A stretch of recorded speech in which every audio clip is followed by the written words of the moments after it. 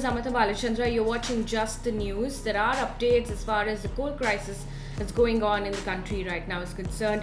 We're starting off with that. Amid reports of coal shortage in the country, Finance Minister Nirmala Sitharaman has said that there is no shortage and termed these reports as absolutely baseless.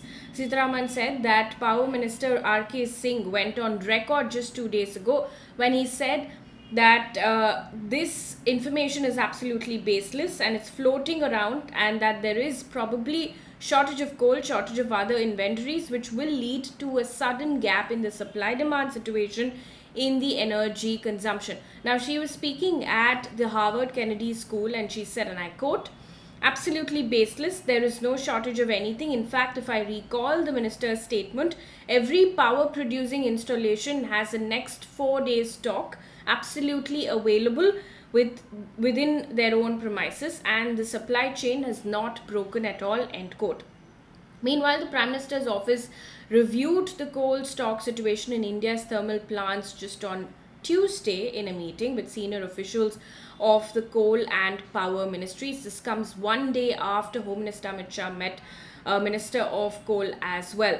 A number of states, including Delhi, Punjab, Rajasthan, have already raised concerns. Some of them have even written a letter to the Prime Minister of potential blackouts if this issue is not addressed immediately. Meanwhile, the Power Ministry has said today that there was no outage on account of power shortage in Delhi. The ministry said in a statement, and I quote, "As per the information received from Delhi Discoms, there was no outage on account of power shortage as the required amount of power was supplied to them," end quote. Now, a fact sheet on power supply in Delhi showed that there was no energy deficit in the city from the 26th of September to the 11th of October. Now, Central Coalfields CMD PM Prasad on Monday said, and I quote, "From Coal India, we supplied at least 53 million tons, more than last year in the first half of the financial year, almost 20% growth," end quote. He also went on to say, with respect to Jharkhand, both CCL and BCCL have seen more than 20% dispatches growth. He said, and I quote, "We have diluted our stocks to about 6.5 million tons in CCL and about 2.4 million tons in BCCL," end quote. Mr. Prasad also went on to say that he was confident that in the next 1 week it will stabilize, and from 17th of October it will further pick up. On to updates from the Lakhimpur Kheri violence now. Ashish Mishra, son of Union Minister of State for Home Ajay Mishra, was denied bail by the court. Ashish Mishra was arrested on the 9th of October and has been sent to 3 days in police custody. Now, another accused, Shekhar Bharti, who was arrested on Tuesday, has also been sent to police custody for 3 days. The police had also summoned Ankit Das, nephew of former Minister Akhilesh Das. The black SUV that mowed down the farmers was allegedly owned by Ankit Das. Now, till now, the police have arrested 4 people in connection with this case. Remember, 8 people died in that violence, out of which 4 of them were farmers. Meanwhile, addressing a same event at Harvard Kennedy School in the US, Union Finance Minister Nirmala Sitharaman went on to say that the Lakhimpur violence is condemnable, but that we should talk about other incidents as well. She said, and I quote, "It's nice of you to have picked up that one incident which is absolutely condemnable. Every one of us say that. Equally, there are instances happening elsewhere, is my concern. And it's not being defensive about my party or my Prime Minister. It's being defensive about India. I will talk for India. I will talk for the justice for the poor. I will not be mocked at. And if it is mocking, I will be defensive to stand up and say, sorry, let's talk on facts. That's my answer for you," end quote. 8 people, including 4 farmers, were killed in the Lakhimpur Kheri violence that took place on the 3rd of October.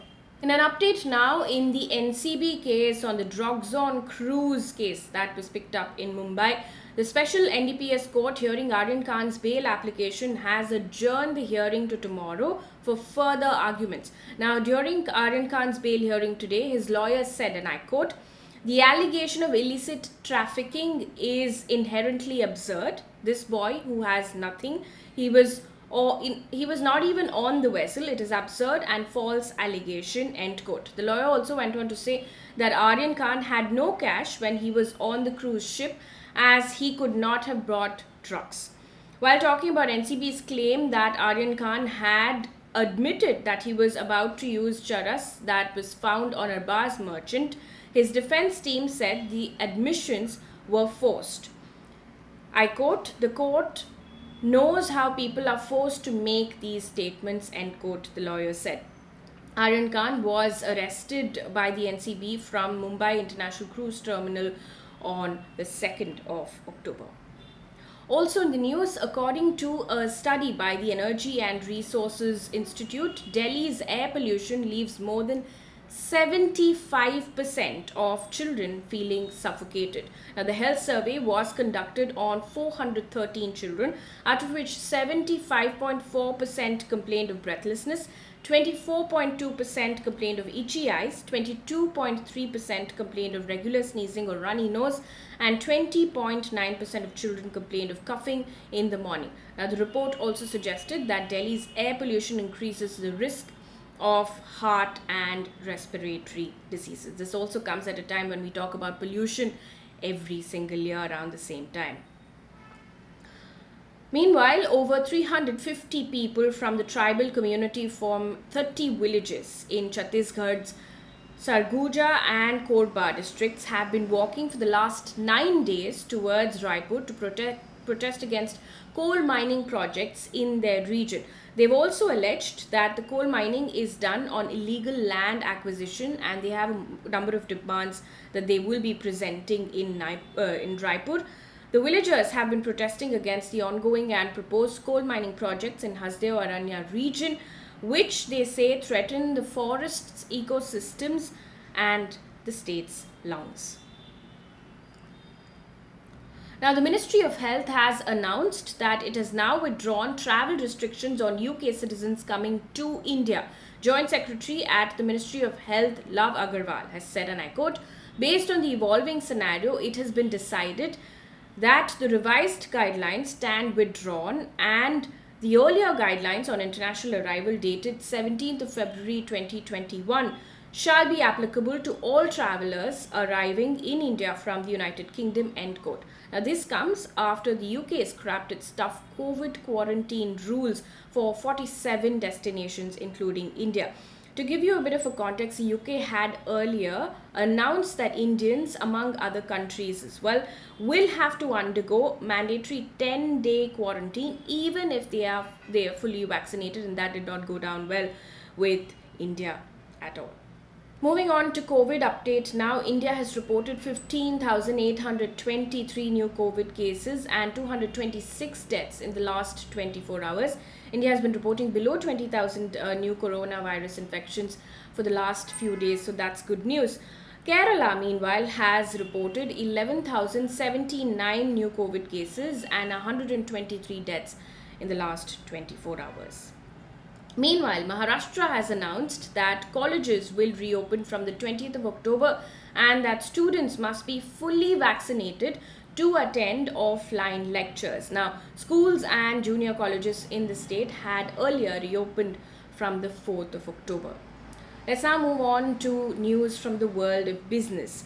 The price of compressed natural gas and piped natural gas has been hiked in Delhi, Noida, Greater Noida, Ghaziabad, and Gurugram, among other places. Now, this is the second price hike in this 1 month.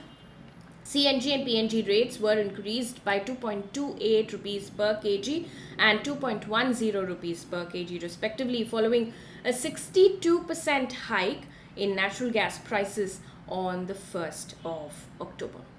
Moving on to news coming in from across the world now, Chinese mouthpiece Global Times in its editorial has said that if India starts a war, it will definitely lose. And this I'm quoting from Global Times. New Delhi needs to be clear about one thing: it will not get the border the way it wants. If it starts a war, it will definitely lose. any political maneuvering and pressure will be ignored by China. The Galwan Valley conflict proves that China will not hold back from taking action to safeguard its territorial sovereignty for the sake of easing China India relations. If New Delhi continues to misjudge the underlying dynamics between India and China and underestimates China's resolve and determination, it will only create new misinformation for itself and expose India to further losses. End quote. On to news now from the world of sports. Cristiano Ronaldo has become the first player in men's international football to score 10 hat tricks for his country. Now, the Manchester United and Portugal legend scored is 113th, 114th, and 115th international goals during a 5-0 rout of Luxembourg. Now, before we wrap up the bulletin, we leave you with one piece of good news. This is coming in from Netherlands. Netherlands Prime Minister Mark Rutte has said that any king or queen could also marry a person of the same sex. According to the BBC, Mr. Rutte said that it was all about theoretical situations, but the next queen could marry a woman. He said, and I quote, "The cabinet does not see that an heir to the throne or the king should abdicate if he or she would like to marry a partner of the same sex." End quote. The heir to the Dutch throne, Princess Amalia, turns 18 in December. Same-sex marriage has been legal in Netherlands since 2001. That's it here on Just the News. Thank you so much for watching.